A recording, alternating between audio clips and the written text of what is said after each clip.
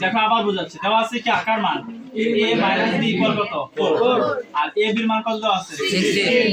তাহলে আমাকে বের করতে বলছে a প্লাস b এর মান।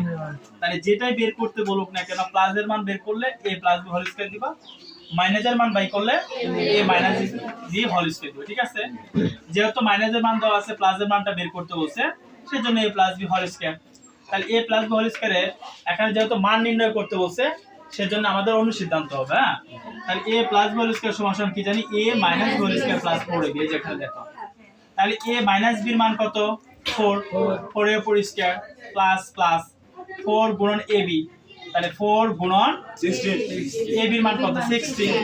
তাহলে কত আসছে 4 এর উপর স্কয়ার থাকলে 16 আর 4 আর 60 গুণ করলে কত আসছে 240।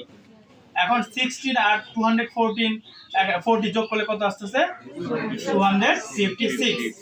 তো আমাদের বের করতে হবে a প্লাস b এর মান। তো এখানে যে হোল স্কয়ার আছে এই হোল স্কয়ারটা আমরা এই পাশে দিয়ে দিব। সেজন্য কি লিখলাম দেখো a plus b whole square সমান সমান 256।